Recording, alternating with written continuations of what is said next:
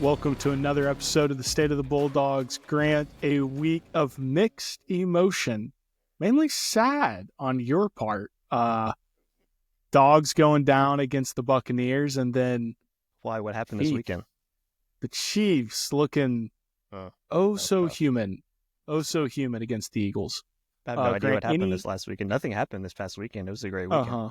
Yeah. Any parting words to the 2024 Kansas City Chiefs, the luckiest team in the history of football this year? Yeah, they've won 17 straight one-score games. It's wild, absolutely wild stat.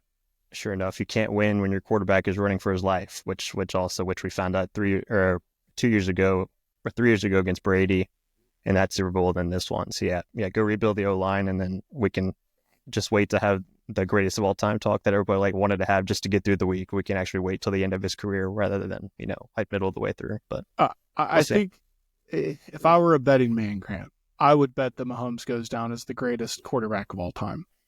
We shall see. He's only 29. Yeah. The book is still being written. That's what's nuts, is he's 29. He's 29. He's gone 3-2 in his first 3-2 in his first 5 Super Bowls. You know who else went 3-2 in his first 5 Super Bowls? Tom Brady. Yeah. Wow. Yeah. Interesting. Yep. Yeah. So, we got a long way to go before we dive into that. So what's so perfect about that whole narrative, though, is the fact that it started with a loss to Tom Brady in 2018 or 2019, whatever season that was, in the AFC title game. Like, you can't make this stuff up. It was a clear transition where Tom Brady beats him one last time, and then Mahomes ascends the throne, basically, since then. Yeah, and we didn't change the overtime rules when the Chiefs lost in that game. We just changed it after the Chiefs beat the Bills, and the Chiefs got the ball back. Yeah, we waited a couple of years. Well, okay, this is stupid. We're going to wait. We're going to have both teams get the ball in overtime. Grant, just as the Patriots rewrote the NFL rule book and Tom Brady rewrote the NFL rule book, the NFL didn't know the Chiefs were the Chiefs. They always rewrite the rules to prop up the number one team of the time. Yep. And they just didn't know yet. I had to give it a few years. Yeah, exactly. Yeah, they had to let Twitter light itself on fire, throughout the whole game. The whole run, basically, try to figure out, okay, how rigged is this so much to where the VP of officials says to say, there's no way that 1,000 officials could be in cahoots or whatever. Yeah, it was, dumb. And it's not going to stop. Yeah, the Super Bowl was, I enjoyed watching. It was almost cathartic as a non-Chiefs fan. Just, everyone loves to see the dynasty collapse. And the Eagles definitely took it to them. I mean, the defensive performance, the pick 6 was incredible. Yeah, stuff. Cooper DeJean, man, stud. And apparently my brother said that was his first pick of the year. Even better. On his birthday. I guess he and Saquon share the same birthday, because I think it was Saquon's. Yeah, both birthdays. But the whole thing before the game was stop Saquon. You could beat Philly. So, well, they stopped Saquon, but they just couldn't cross the 50 on offense, which is kind of a problem. That was the only bummer of the game. I wanted to watch Saquon have a day. I didn't care if the Eagles won. I wanted to watch Saquon, but whatever. Can't have it all. No. But on Saturday, the vibes were also low. We had a nice win against Mercer on Wednesday. Everybody's feeling high, 100-79 win, and then dropped on the road, ETSU, in a game we knew would be tough. But let's start with Mercer. Let's start on the high note, good note. Decent Mercer team. Samford absolutely crushed them. It was a 10-point lead at half, only grew into the second. And what's wild about this game is it's not even like we held Mercer stars in check. I mean, they still scored 79, which is pretty average for conference output. And Tyler Johnson still went off for 26. Yeah, that was a quiet 26 too, because we all thought 26. Robinson would come in and dominate. He had 4 points, 14 minutes, and kind of got rattled on the offensive end. Sanford kind of bullied him a little bit. Yeah. Honestly, got a technical in there too. Yeah, he basically got benched the second half, said, okay, we can't have you play anymore, so we need to sit you down. Do you think that was the key to the win? Because those are like their 2 horses. Alex Holt to a degree, but those are the 2 horses, Tyler and Ahmad. And Ahmad with only 4 points. Yeah, 4 points, 14 minutes after he had 30 or 31 when we were in Macon last time. I think 31. Just straight bullied him. Yeah. It just a totally different mindset, totally different game. And then our guys couldn't be stopped. I mean, Rylan Jones was 7 for 9. 7 for 9 from 3, 23 points. That's right. Put the headband on. Power of the put the headband. headband on. There you go. I mean, incredible 6 assists on top of that too. Yep. And then you had, let's see, 5 guys other than that score double-digit points. I mean, Samford will not be beat if there's 6 guys in double-digit points, right? You had Jaden Brownell, Trey Fort, Julian Brown, Josh Holloway, Riley Allensbach, all over 10 points, which is wild. And we had under 15 turnovers, only 11. That's been an unfortunate metric we've been watching on this Samford squad is how many turnovers can they limit themselves to. And turns out, Grant, they score a lot of points when they don't turn it over that much.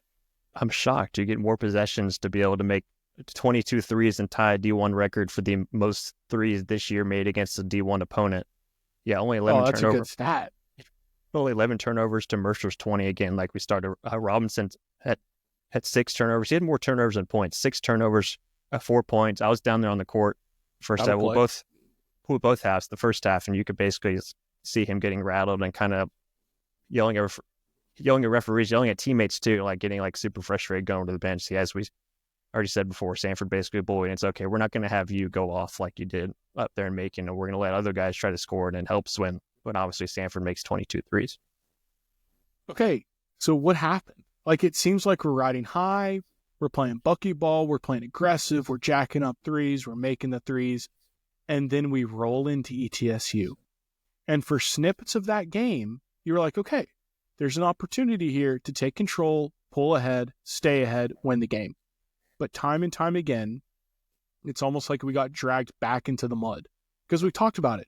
ETSU's been held in check under 70 points for the last 5, 6, 7 games. If we score more than 70, we win the game. Well, what do you know? They only score 66, and 7 of those points came at the very end with just, the crap that is the last minute of basketball with free throws galore and fouls galore. But Samford down 2. What happened? Yeah, Samford down 2. Walls goes the free throw line, misses both. It's like, oh no, and then obviously they could have tied it with a minute. Score late.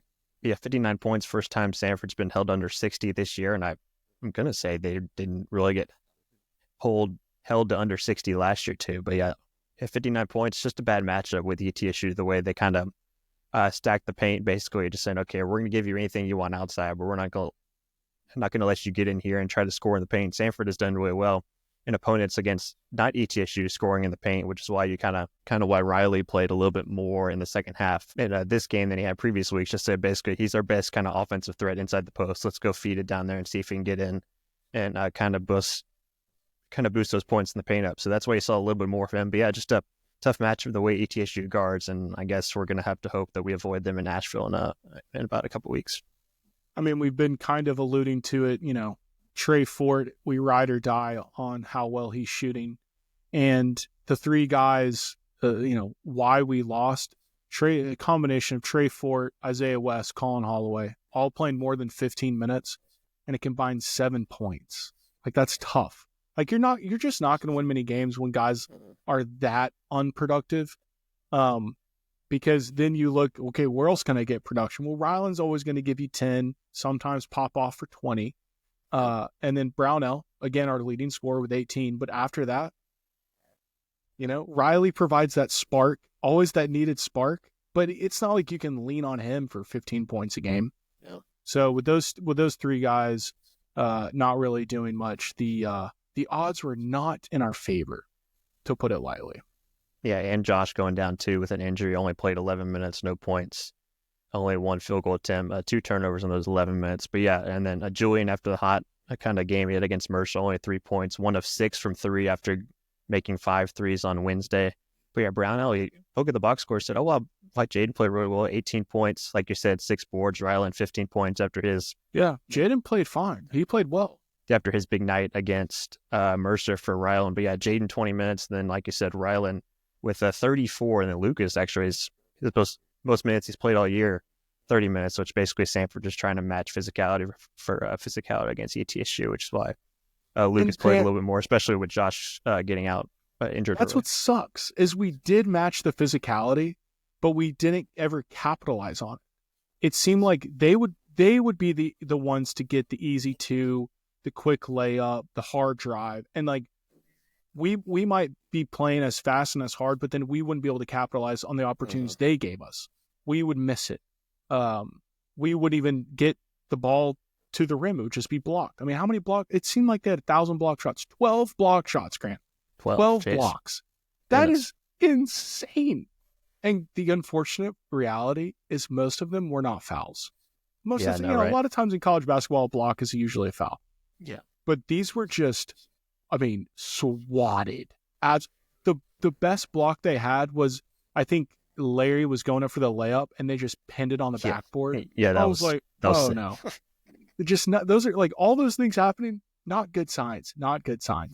So, you mentioned Josh Holloway's injury. I'm thinking of all the guys on the roster who would be able to go in and get that tough layup. And while he certainly misses his fair share of layups, everyone's seen it the last year and a half. But when they go in, he's the guy that can make it go in. Yeah. So just not, and almost a must win if you want to have any kind of edge, because we'll get to it in a minute. It is a true cluster now, 3-way tie for first, and ETSU and Wofford bearing down on everyone right there at second and third. So this was a must win from that perspective. Not a must win. The season's certainly not, or the 1 seed is certainly not out of reach, but man, it would have been nice to have, especially coming into this week. Right there. Lucas on the line to tie the game. Now, granted, we should have been ahead far, far earlier. It's not on him at that point. But. No, certainly not. But man, a lot of just the game can be summed up as missed opportunity across the board. Yeah, not sure how many games Samford will lose when they've tied the rebounding battle, didn't lose, actually had more points in the paint, 18 to 16 for ETSU, and you make 10 threes. Normally Samford wins it. Basically any game, have to go back and check obviously, but basically any game where you tie or get close, -1, -2, +1, +2 rebounding margin, and then go 10 to 33 from deep. And maybe if Julian makes one of those 6 again, that's nitpicking kind of, especially when you see Samford score only 59 points, ETSU 66. It is. But we were one make away, Grant. We were 1-3 away from winning that game, because the crucial stretch was that around the 3-minute mark where we just weren't buying a basket. And if we had just scored, we were up, I think, 2 points, maybe 4 points. And if we had just maintained the lead a little bit more to put a little bit more pressure on ETSU, I think we pull away with the game. But not to be. So, any other comments, Graham, before we get to the standings? Yeah, I'm just going through the play-by-play right now and just kind of seeing where it was. Yeah, ETSU up 58-54, 2:25 left. Jaden gets fouled, makes 3 free throws. Fouled on that one. Yeah, you get down to ETSU goes down and scores, and then they get a stop, and then they go down and get fouled and score on the other end. Still, ETSU got it to actually up 5. That's 35 seconds left. But yeah, before Lucas had a chance. 59. ETSU was up 59-57 before Lucas went to the free throw line. So we're down most of the second half. We come back. We pull ahead by 1 with 3.5 minutes left. And that's kind of when it all went downhill. Riley makes the 2 free throws. We go up 54-53. And then it's just all ETSU after that. Because we keep trying to claw back, but we never regain the lead. And it just seems like everything that could go against us does. And every time they miss a shot, then we don't take advantage on our possession. And it just snowballed from there. But yeah, our last field goal made was Riley with 4:14 left to go to cut the lead to 1. That Samford made free throws the rest of the way. See, that ain't gonna play. That ain't gonna play, especially on the road. No. Yeah. No, and that's the other thing. That's a tough environment. Great venue, Freedom Hall, awesome venue. Very, very passionate fans. Very passionate fans. Mm-hmm. But yeah, just a tough loss. Because guess who's coming down the pipe? We got UTC and Wofford. It doesn't get easier. We talked about this stretch a couple weeks ago where everything was manageable for a few games there. But once you hit ETSU, it was, the grind was back on. And we're seeing that play out. Handily won against Mercer, but struggled and lost ETSU. So heading into Wednesday, our game against UTC, the standings are Samford, UTC, UNCG, all tied at 9-3. I don't know how the tiebreakers work.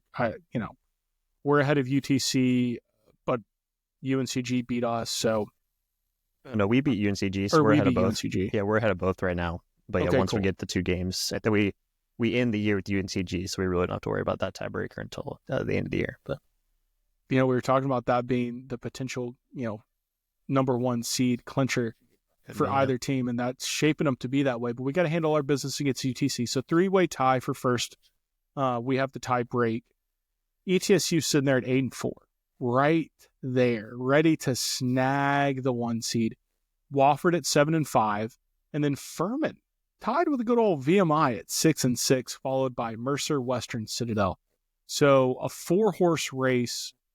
Wofford lurking, but a 4-horse race just in terms of the competition we've seen. Grant, I still like UTC to win the conference. We're about to get to that matchup. They're hot right now. 5-0 in their last 5 games, or in their last 5 games. Yeah, 5. Yeah, 5 straight. Yeah, they won 5 straight. UNCG is looking fine. ETSU obviously physical, and they can win a close game, but still concerned about their ability to score points. If their defense falters at all, they're absolutely toast. They're not like a triple option team. That's more of a VMI or a well, honestly, it's kind of like a Wofford. Yeah. But they're kind of like a old. I actually don't have a good comparison. They just can't score that regularly. Yeah. And then, Furman and VMI, technically, they're still in it, right? There's only a 3-game gap, but just from what I don't know, Furman beat us. I know that. They shouldn't have. I still stand by it was an embarrassing loss based on what we've seen throughout the entire season. Yeah, Furman's within striking distance of having to play Friday in Asheville, which I can't remember the last time we were able to say that. Dude, because we know Samford used to play in there a ton on Friday, but that's what we're cheering for. Like you got here. Yeah, we're cheering for Furman Friday. Furman Friday. Let's start it, baby. Furman Friday. Oh, there we go. It took me a second to figure that out. Yeah, okay, yes. It's just the bottom 2, right, Grant? No, 7 will play 10 and 8 will play 9. Oh, so it's the bottom 4. So they're in 4. It right now because they lost to VMI. That's right. Baby, let's go. Let's go. All right, let's get to the game previews because we still got a lot to go through. Got a lot of baseball to talk and a lot of State of the Bulldogs. So, got Chattanooga this week, Grant. You want to walk us through this one? Yeah, Chattanooga. We all remember the previous matchup. We found ourselves in the same kind of spot again, losing to ETSU, which we did a few weeks ago, and having to go play Chat. We're in the same situation, losing to ETSU. Now we obviously flip home and away, get Chattanooga at home. Brownell had 20 points. UTC, the big reason why Samford was able to get back in the game was because Chattanooga was 0-9 from deep in the second half, which also included Trey Bonham missing that final 3 when Samford was up 2 with like 7 or 8 seconds left. A really good look, wide open on the wing. Bash Whelan still had 18 for Chattanooga. Other guys kind of pitched in to kind of help UTC kind of struggle in the first half. Bonham and Huff combined for less than 20 points, I want to say, in that one. But as we said, Chattanooga is 5-0 with wins over ETSU, Wofford, and Furman in their last 5. And another reason why Samford... solid. Exactly. Another reason why Samford was able to get the win, because Frank Champion, they slowed him down as well. He really didn't... I think he had maybe 5, 6, 7 points. He didn't really score until late in the second half, so Samford was able to limit him. But if Champion is basically kind of like our Trey Ford, not the same player, not the same position, but if he goes, that just takes Chattanooga to another level, just as if Trey goes, that takes us to another level. Yeah, exactly. He's like the guy who, even when the other guys are down, because I think in the Wofford game, one of the later ones they had, or most recent ones they had, I think Bonham and Huff both all scored maybe 10 combined, but you had Champion and Bash go off, and some other guy who I didn't recognize scored like 18 points. Okay, but, yeah, they combined for 24 last time out. Still only 13-11, which is pretty good against those two. Yeah, I mean, UTC, they are who they are. Okay, they're a little bit smaller. They shoot the ball well. Very athletic guard play. We have the advantage in the paint. Do we have the advantage shooting? Like if our guards are shooting better than their guards, we win the game. That it's as easy as that. You don't have to think about this one too much. 2 dynamic point guards in Rylan and Huff. It's going to be a good one. I mean, as I said earlier, UTC is still my favorite pick to win the conference. Hasn't changed. They're really finding their form, but Buckyball does have a tendency to disrupt the rhythm. So, they're feeling really good right now. 5-0, hitting threes, scored almost 100 points one of those games. But our defense, our tenacity that we have shown, this team is growing into that identity. I think if we win, that it's going to be because of that. I don't think we're going to win, but and Chad doesn't play as well defensively as the ETSU does. I don't think Samford will score 59 points too either. So they get to that 75 or 80. Grant. Yeah, I went back and checked. At the last time Samford scored under 60, not counting that Purdue game last year. Last time they scored under 60 in a conference game was 2022, the regular season finale against Chattanooga, where Samford scored 57. So that's the last time we scored under 60 points. Jermaine Marshall at 17 in that one. If we score under 60 points, close the bank account, cancel the NIL checks, invest that money into next season because it's over, baby. It's over. If this team can't score more than 60 points against UTC, it's tough. Tough. Conference play, ETSU kind of middle of the pack defensively, but still they don't do well defending the three. Teams are shooting 36% from the outside against them, which is worst in the conference throughout the conference season. So again, like you said, Samford on the defensive end kind of bully them a little bit. Those small guards kind of get size and length on them, kind of do what ETSU can kind of did to us. We can basically do the same thing to them, getting more length.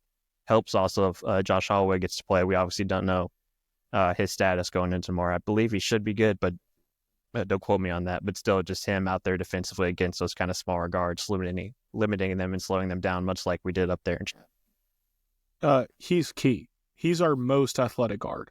Yeah. So not having him would be a huge, huge hit. Because it's interesting watching this team. The defense has a propensity to it keeps us in the game when we go cold, because we go cold often, but it keeps us in the game, and it also provides the rare opportunities, seemingly rare, to score the breakaway fast break points that they don't seem to be as plentiful this season for whatever reason. But it's those little moments where we're able to kind of latch on, the offense finds their rhythm, and I could see that happening again against UTC, but we win handily if they're cold and we're hot, because they just don't have the size down low to get anything consistent in there, even though we don't have a strength necessarily in post defense, but should be good. I'm excited for this one. It could be one of the best games in the last few weeks, especially the most important game, obviously, which the way we sit as we went over the conference standings to see where everything sits and kind of get a little bit of separation before, so you can kind of get that sweep at Chattanooga, much like we did last year. That's the thing. If we can sweep UTC and sweep UNCG, we'll have a phenomenal chance of getting whatever tiebreak there might be come tournament time. Moving on to Wofford, a game I'm not nearly as excited for because it's a trap game, Grant. A team that we absolutely handled last time out with 77-61 win. We made 11 threes. We shot 50% from three, Grant. I had to double check that. 50% from three. That's funny. Brownell think about that. We had 11 threes and our leading scorer only had 18. Everybody was going off. Yeah, that was That was like a 25-point game, like middle of the second half too. The way that was set up. It was over. And you know what's great, Grant, is we didn't let some no-name Wofford scrub come out of nowhere like we always do against Furman, seemingly. Always do against somebody else, and beat us. We kept their bad guys bad, and we let their good guys eat whatever they wanted, or for the most part what they wanted to, but we cruised to victory. Wofford's coming in not nearly as hot as UTC. They're 2-2 since we played them. Still led by Dylan Bailey, Corey Tripp, Kyle Filowich. Filowich still leads the team in assists. Wofford is a terrible team to watch in football. It's a terrible team to watch in basketball. and it's a terrible team to watch in baseball. They just have zero fun of any kind. Well, football's getting better. Yeah, I love the triple option. They haven't run the triple option, I think, in 5-6 years. And somehow still they play an incredibly boring brand of football. I guess you just try to do the most with the least. They always like to say they're the smallest D1 program, but at a certain point, try to make it look pretty a little bit. Like Filowich being your assist leader, come on. That is pretty funny. Actually, you're 6'9", 250-pound forward leads and assists. We can double check, see if that's still the case. 250 is putting it lightly. He's probably pushing 280. He had 10 points against Mercer in their win on Saturday, 5 boards, 0-4 from the free throw line. Hackowich is obviously still in play. He's starting to do the granny shot again. He pulled out the granny last year. He's starting to do it again. In 2 games against Mercer, he was 0-9 from the free throw line. Oh, okay. I don't know how you're that bad. He made 1 against Chattanooga. He was 1 of 2 against Chat, but he literally had a stretch. He made 2 at the line against Citadel, then Samford and VMI, UNCG. He went 0 for 14 from the free throw line. 18-20. He is 3 for his last 20 from the free throw line. So are you telling me that Wofford at 7-5 could be leading this conference if Filowich could make free throws? I'm sure that's a fair assumption. Yeah. I don't think they have a lot of close or blowout losses. I know they got a few in there. One of them's to us, and I think maybe Furman. But lost to Chat by 9, VMI by 7. Chat first time in overtime, UNCG by 2. Yeah. All close. Those losses. 20 points could have come in handy. Mm-hmm. I feel okay about this game. As I said, it's a trap game. This team, Grant, does not know how to handle success. I think they handle failure pretty well. I think they come out the next game pretty good. Yeah, haven't lost back-to-back conference games since 2023. That's good. We like to hear that with UTC on Wednesday. Yeah. But the thing about Wofford is they're going to come in. It's at Wofford. Remember last year's game at Wofford? Like, we should have beat them by 100 and they won. Last year we had guys sick. That was the game we had already clinched the lead basically. Jaden Campbell had some kind of appendicitis right before the game. Samford was down 3 starters last time out, but yeah, crazy. Weird stuff happens in the Sparkle City. We also haven't won up in Spartanburg since 2012. Dude, you're joking. 66-61 final in overtime. 2012 was the last time we won 2. That is motivation right there. If nothing else, we got to break. That's a terrible streak. 10, 11. We have lost 11 straight at Wofford. Now, the caveat there is they are traditionally very good at basketball, and they were traditionally very bad. They were sick. Oh, this is hilarious. We won in overtime in 2012. Then the next year, the first time Samford played them at home, Samford won 40-33. Dude, that is insane. What? Yeah, 2013 at Samford. It's just an aside. Samford won 40-33 at the Pete Hanna Center on Valentine's Day in 2013. That's insane. That is insane. Wow.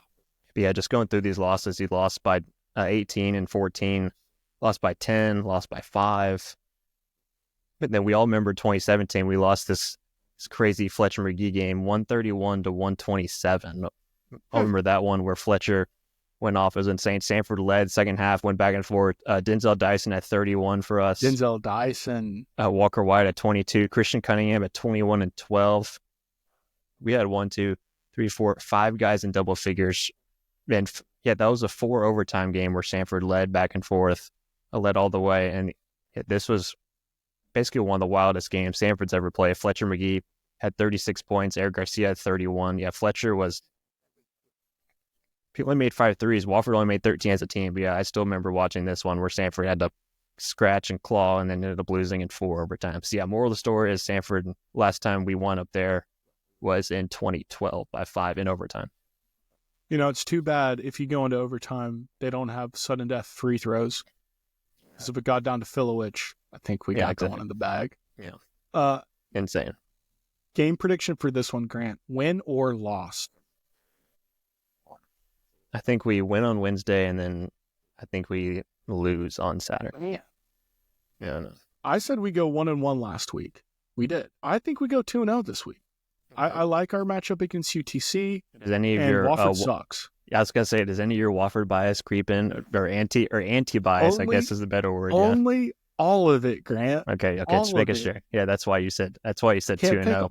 I can't pick them. It's against my beliefs. I believe.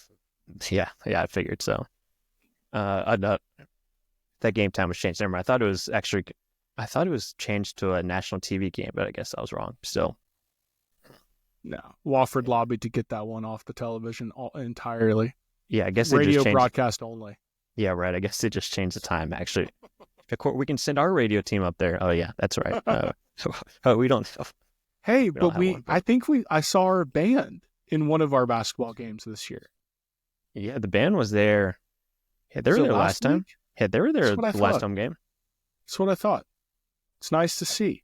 Yeah, they exist. Keep that up. Let's keep that momentum up. All 25 of them? Yeah, they exist. Yeah. All right. It's time for baseball. I'm going to take Cardinals jersey on. Take this headband off. Take the headband off. They're giving out headbands to the students for the game tomorrow night. So that's sick. That's sick. The team posted a video with Ryland saying, "Come to the game. We're giving out headbands." He was wearing the headband. So. Oh, it should be a rocking environment then. Yeah.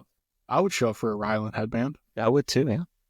Yeah, we gotta get what he needs to do is he needs to put each one on, and then take it off. So then he could say it's a Ryland Warren headband. They go. Then we passes sell on that. The good mojo. We sell that, and they get the money back. To Ryland. Yeah, to Ryland. Yeah. And then he can announce that he's transferring a week later. Yeah, exactly. He can go for year 7. Yes. Yeah. All right, so let's get to baseball. I love this time of year. Grant, we were talking or texting in the group chat, and I was perusing Warren Nolan's website, right?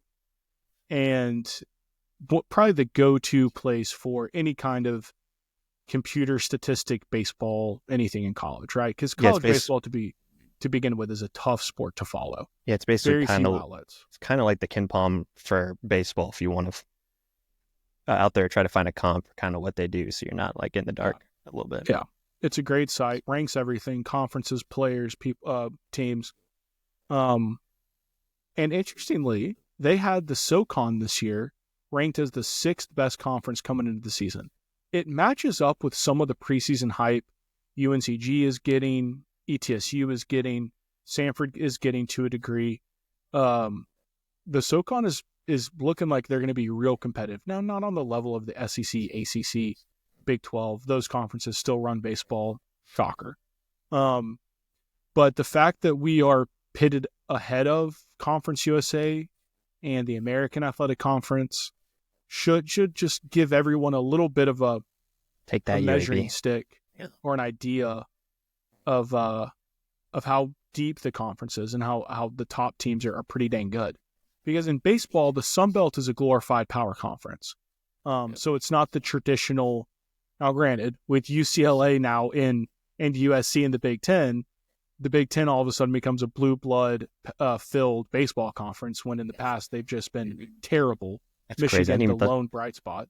Yeah, I've been so focused on basketball, football, I completely forget that they're going to play baseball in the Big Ten too. Yeah, I mean USC has the most College World Series championships with like 19, like something just stupid. And UCLA has several themselves, so they're bringing in all the hardware into the Big Ten. So that conference has kind of seen a revival. But for the most part, it's always been Big 12, ACC, SEC, Pac-12, and now we're getting Big 10, Sun Belt. So like those are your top. But then right there, boom, this year at least, the Southern Conference, which is awesome. In fact, the wildest part, Grant, is Warren Nolan has a projected RPI for UNCG of 17. That's wild. Dude, we're a 2-bid league if they finish 17th in the RPI. I'll pull up their schedule. Wow. They while must have a Utah just lot to of see. opportunities. They must have a lot of opportunities because Samford, frankly, we're going to go through the preview is split into two parts this year. This week, we're going to talk about the preseason polls, preseason expectations for the conference teams, etc., and then go through our non-conference schedule. Next week, we'll go talk about the players we added, the guys we lost, kind of a more Samford player-focused portion. But on this one, we're kind of keeping it bigger picture, teams, conferences, etc. But yeah, Grant, who do they have in the who does UNCG play in the non-con? It helps that they're in the Carolinas. There's obviously really good baseball in the Carolinas close to them, so they'll have midweek series against Wake Forest, NC State, Okay. who are both been really good. They also play, not that they're that good, but they play Creighton too. Creighton also comes to Homewood later in the year. They have a series at Virginia Tech, who's been in the tournament two of the last 3 years. They're usually a host as well. And then, those are kind of the main ones. NC State, Wake Forest to basically help because Wake is going to be a top 10 team once again. So, okay. So they have ample opportunity to pad that resume. And if the rest of the SoCon takes care of business as well, there's an outside shot that it's not just a one-bid league. Now, what sucks is the SEC is absolutely loaded. Ridiculous. The ACC is absolutely loaded. Both of those conferences are going to get the maximum number of teams into the tournament. So it might just be a numbers game that keeps a two-bid SoCon from happening, which would be unfortunate, especially if the quality of play is there in a season where we would deserve two teams. But with that said, let's go to the SoCon media poll. Trash as usual. Not a single Samford player was put in the preseason first team. Not a single one. Have we not run the conference the past, 20 years, Grant? I mean, this is absurd. How is there not... Take a leap of faith and just say one Samford player is going to make the first team all conference. Just one. Yeah, it doesn't help when Samford has to replace 7 position player starters from a year ago. But no one in the first team, like you said. Yeah. It adds no credibility to whatever the media is for the SoCon. Absolute joke. I believe it's the other coaches. Yeah, the coaches vote on this one. So the other coaches don't know. Yeah. Well, let's just say it's the media. Let's pretend. Okay, there you go. Yeah. The capital M media that everybody's waging war on. Yeah. That's right. Yeah. Big media or what? Mainstream media. Yeah. Sorry, I couldn't even think of the term. Thank you. Yeah. This mainstream media bias we got going on, not wanting Samford. They don't want the Baptist school to be good at baseball, so we're not going to put anybody in the first team. Yeah. They want these Spartan heathens. Yeah, exactly. No, so the poll had Samford and UNCG tied at first place votes with 3. UNCG barely beating us out for total votes. So it went UNCG, Samford, Wofford, ETSU, Mercer. Everything that I've been seeing outside of this, those are the 5 teams to watch this year. Interestingly, where's Furman ranked? Oh yeah, that's right. They don't have baseball anymore. They're my favorite baseball team, Grant. Yeah, they are. The Furman baseball Paladins. After they lose on Friday in Asheville, they have nothing to look forward to. They really put their rest in Travelers Rest. You know what I'm saying? Yeah, exactly. Yeah, spring. You got to rest. You got to get your That's sleep. right. That's right. So those are the 5 teams: UNCG, Samford, Wofford, ETSU, Mercer. Mercer's getting a lot of hype, and I was surprised they weren't picked first. The guys over at 11.7, I think 2 of them picked Mercer. It got a little muddled because they, two of them played at Mercer. One of them longer than the other. But they always make a joke about Mercer. But I think 2 of them picked Mercer. We're not going to mention the guy who didn't pick Mercer. We're not even going to mention the team that he picked because I hate them so much. Okay. But those are the 5. UNCG getting a lot of love. Samford reloading. If you have not read Grant's baseball preview for this season, go to stateofthebulldogs.com. Check out the baseball preview. Because, Grant, we're really, really reloading. And not that these other teams aren't. Like Wofford doesn't have Marshall Toole. They're all-star player this year. That's right. Did he transfer? He transferred to LSU. I want to say he transferred to LSU or something like that. Did he transfer? I thought he went pro. No, he did go pro. But yeah, they did have some guys transferred to other schools. But yeah. I mean, that's the thing. These top programs, the guys leave. We lost some guys. They lost some guys.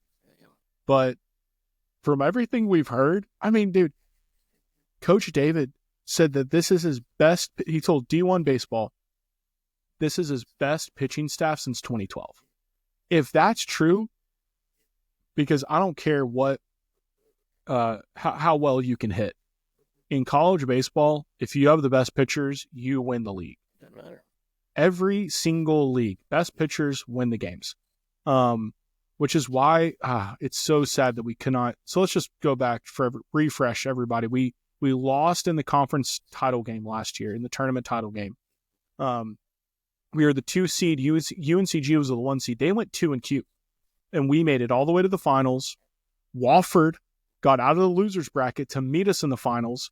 We lost a heartbreaker 10-9 in game 1, and then still couldn't eclipse 9 runs lost. I think 15-9 in game 2. Wofford goes on.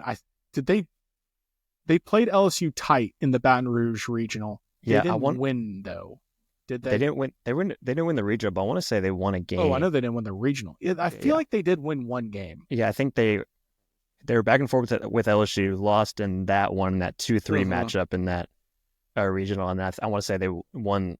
They beat the 4 seed probably, and yeah, they beat LAU Brooklyn, who was the 4 seed in that, and then they had to play LSU again, and they lost. So. You're right. LSU wasn't in Baton Rouge. LSU was the 2 seed. Yeah, it was in Chapel North Hill. Carolina. Yeah. That's right. Oh yes, and North Carolina's like dream team with that Honeycutt. Yeah, he went top 10. Yeah, hit that massive walk-off bomb in that game 3 of that Super. Yeah. Phenomenal tournament last year. But anyway, so that we're coming into this season coming off of a sour ending, an absolutely sour ending. Wofford, to be fair, got their revenge. They lost 3 times against us, or 2 times in one day. Yeah, 3 times in one day. Yeah. The year before, so they had something to play for. But still, those are the teams that are getting talked about. And if Samford truly does have the best pitching staff since 2012, I like our odds more than anyone else, because you know what we always consistently find? We always find a transfer outfielder who can hit, check. We'll go through player names next week, but we got one of those. We always have 2 stud freshmen. Guess what? We got 2 stud freshmen, check. And then we always have 1 returning true stud freshman.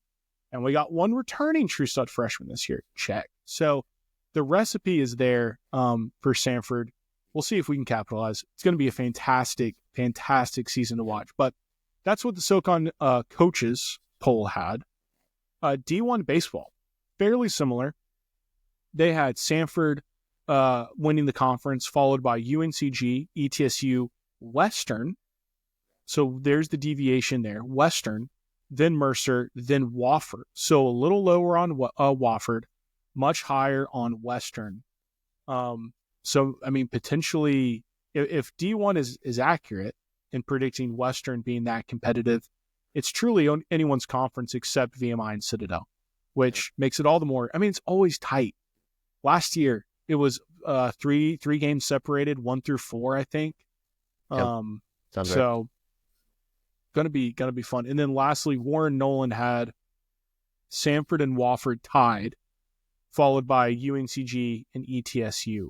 So again, those are kind of the 4-5 teams that we're going to hear about until conference play kicks off. And I would be surprised if any of these fall off considerably by the time conference play starts. I think everybody is fairly loaded. Mercer, I feel like you got to buy the hype every year until you have to sell, right?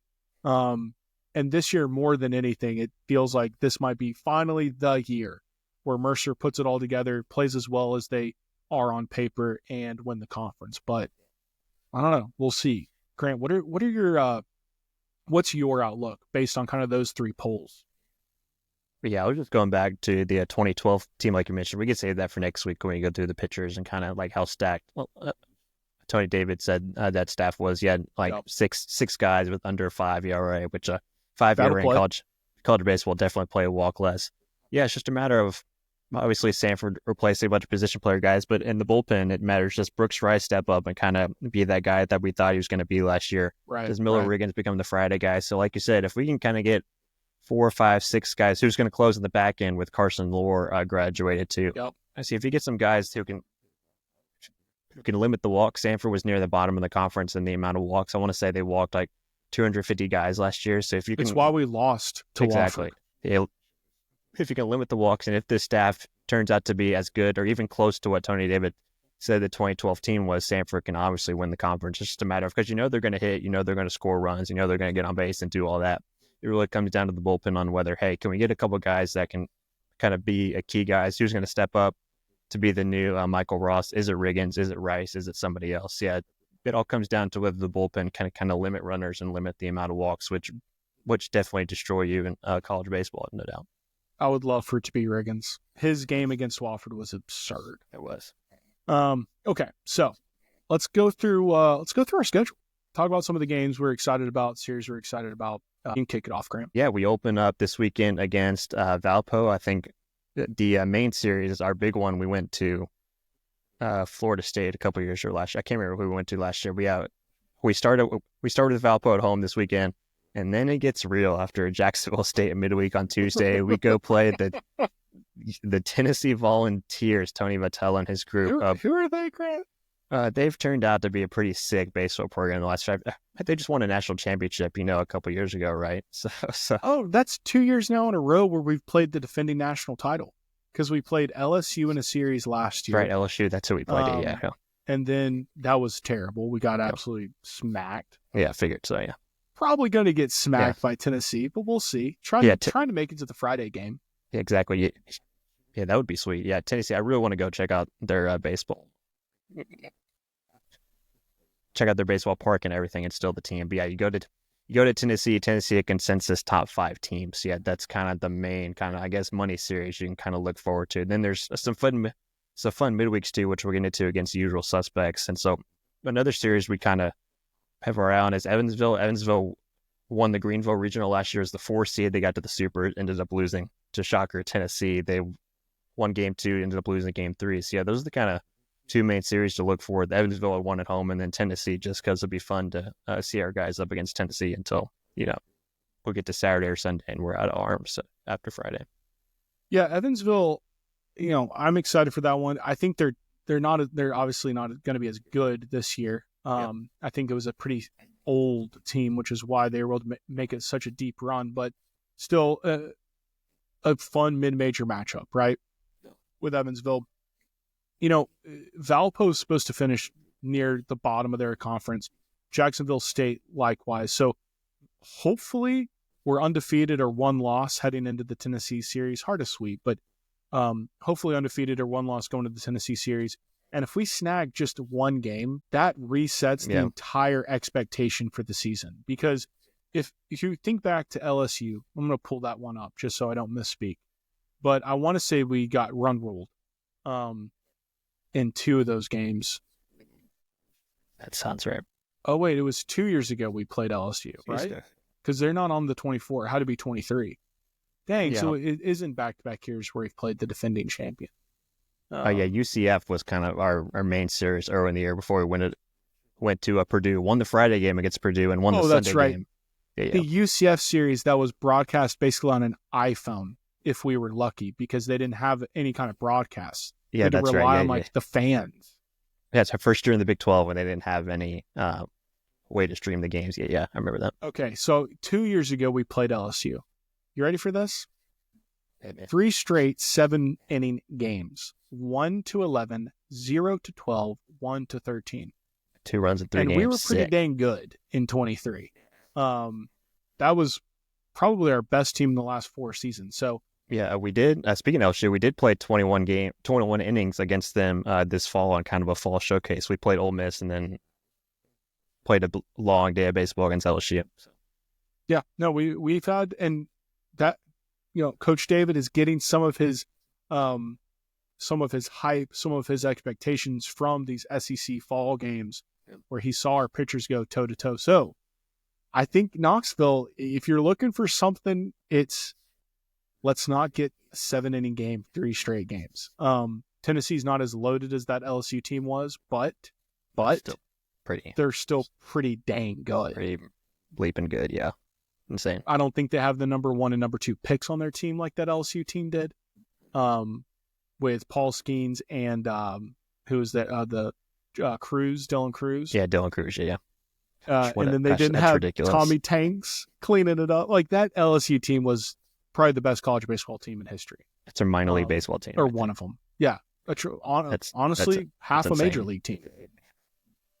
Good Lord. So let's hope for 9 inning games against Tennessee.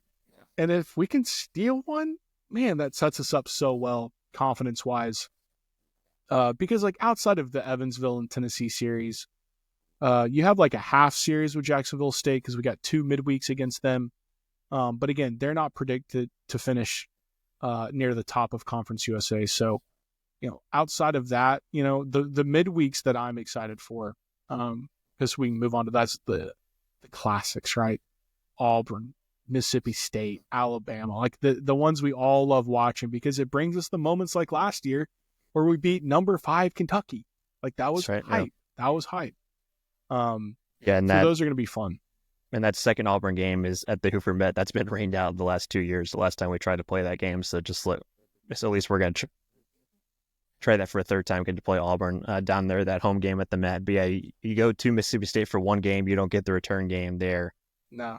After the wild one we played against them last year in that midweek where Samford led throughout the whole way, then lost in the 10th when what's his name hit the longest home run ever recorded at Jolie Griffin Field, the Mississippi State guy. That was a tough loss. Yeah, holding on to the very end there. You hit like a 480 foot bomb into the trees in center field. Like, just ridiculous. I think, like I said, one of the longest in this stadium's history. But I like that Alabama's coming to town. Yeah, that's fun. When's the last time they played at Samford? Do you remember? I don't think they did last year. Yeah, I don't think they. I think they did last year. It might have been the year before where they didn't, because I think we beat them one year, then they didn't come back for that return trip the next year. Well, of course not. Alabama fans and Alabama University is so salty if they lose. We lost last year to their dominance. Yeah, we lost last year to them 11-10. Scored 5 in the bottom of the ninth, and had a guy on before we they did got come the down final out. out. Yeah. The only other series is that Miami of Ohio near the end of the season. They're projected to finish middle of the pack in the MAC, which is not a very good baseball conference. Not terrible. It's certainly not one of the best, but it's not the worst. So that should be a kind of a competitive series, one that we should win if we're as good as I think we're going to be. And then the most interesting midweek is Troy. So Troy is a preseason darling this year. Preseason top 25.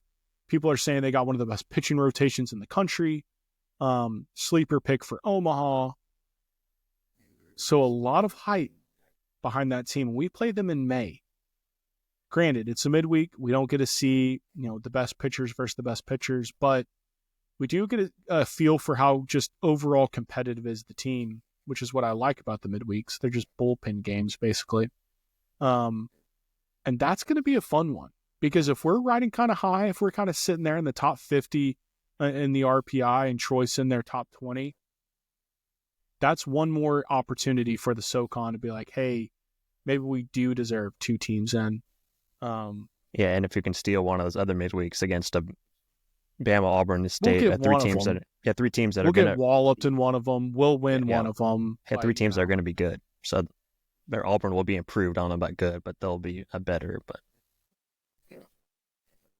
right, So to summarize, we have what should be a nice warm up to the season in Valpo, the biggest test of the season at Tennessee for 3 games, a fairly decent series against Kennesaw State. We travel to UT Martin before hosting Evansville. And then to finish the non-conference series in conference, we have Creighton and Miami of Ohio. So I think a very manageable schedule. It's not absolutely loaded. Should prop us up win-wise and gives us enough opportunities to feel good about ourselves, but also, maintaining a sharp edge. I'm feeling good. I'm feeling the schedule. I don't think is daunting. Yeah, it's also weird that we don't play Alabama State this year. Usually we get a midweek series with them. I guess you kind of use Troy, kind of replace that. But yeah, another team that we kind of had fits with the last few years, just the way they play. But I mean, Grant, we should go undefeated in April outside of the Auburn and Alabama games. We have a 3-game series of Wofford where we might lose one, right? Yeah. But we got Citadel, VMI, and Western. All our April conference series before ending the season with the UNCG and Mercer. That's a tough way to end it. But it's baseball. It's so different than basketball. Yeah, UNCG at home, then at Mercer to finish the year. You get a break every inning. Like every inning, you have a chance to reset the momentum. So tough stretches are not nearly the same as in basketball, but still, overall, very excited for this season, Grant. And I can't wait to get into the players because, y'all, we signed some studs, some absolute studs this offseason. I'm pumped. And I'm very excited for the little wild card that we'll reveal next week, too. Little position change. This is news to me, but I think, now that I'm thinking about it, I think you know who it is. I think I do, too. And guess what? When you can throw a 95-mile-an-hour fastball, you're going to play in the SoCon. You're going to play real well in the SoCon. Just hope it's anywhere in the zone. You just got to be in the strike zone. That's right. It's got to be in the zone. But not hitting the ball on the opposite side of the field, yeah. Yeah. All right. Any other comments there on the schedule or the polls, Grant, before we hit State of the Bulldogs? No, I think it should be fun. We'll see what that UNCG series May 9th through 11th kind of gets down to once we get, obviously, the last couple series of the year. But once again, UNCG and Samford tied with first place votes coming into the year. So, yeah, baseball's always fun. Samford's always in it, always good. So, yeah, it'll be awesome. Yeah.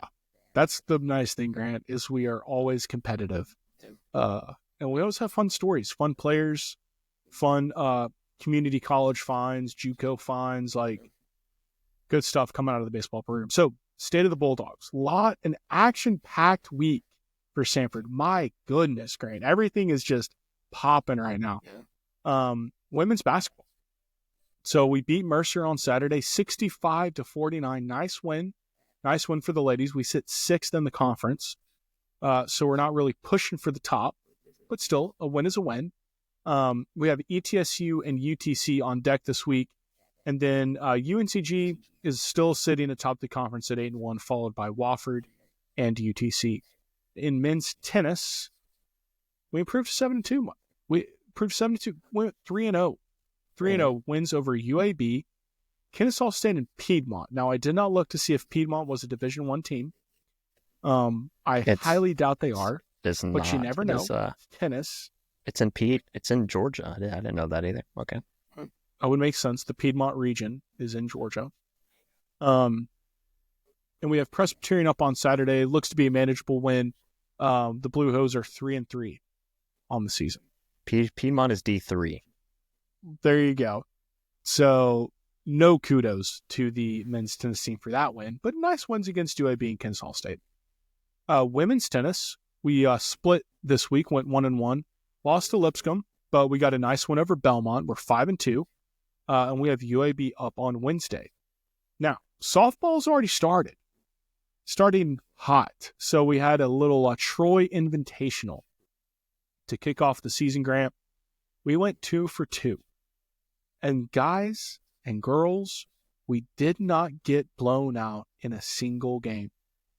Our ladies played competitive softball the entire tournament and ended it with a bang by beating Troy 12-0. 12-0. The hosts, Jordan Partain, pitched 5 innings and only allowed 2 hits in that one. That's very good. And then stud sophomore, all freshman last year, Olivia Shaw, went 3 for 4, and Lindsay Hargis went 3 for 3. So the bats were swinging, the pitches were pitching, but a nice end to the Invitational. We got a lot of games coming up. We got Jacksonville State on Wednesday, and then we have the Samford Invitational this weekend where we will play UAB twice and Indiana State twice. And then we have Mississippi State before we record next week on Tuesday in Starkville. So hot start to the season. We're under new leadership. Grant, I would love to hear thoughts on the softball team. Yeah, shout out to new Samford head coach Megan Curry for her first ever win as Samford's head coach. Probably know Megan, a Samford Hall of Famer, played at Samford. So yeah, it's cool getting to see her get the first win with softball going 2-2. Really could have gone 3-1. But North Texas scored, I want to say, like 5 runs in the 6th inning to kind of take the lead late, lose 7-4. Yeah, you bounce back, get the 3-2 win. You lose a close one to Tennessee State. And then, like you said, blowout Troy, 12-0, Jordan Partain, and kind of leading the way in the circle. So yeah, shout out to Megan for getting her first career wins as Samford's new head coach. Very exciting times. We didn't know what to expect. We obviously lost, our stud pitcher Mac. So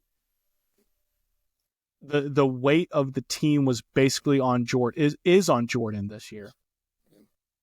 Can she handle it? So far, yes. We'll see. But we got a long way to go. And fortunately for Coach Curry, the expectations are not that high. Like, this is a team that's kind of a program that's kind of a blank slate. It's seen some highs, it's seen mostly lows. But it's a school that is fairly recruitable, especially for the SoCon. So I think she could build quite. She came from Birmingham Southern, right? Yep. Mm-hmm. Yeah. I think she can build a winner here. Yeah, it's kind of an older team too. You had a couple stud freshmen that played a ton last year, starting like literally most of the games. Yep. They're back as sophomores.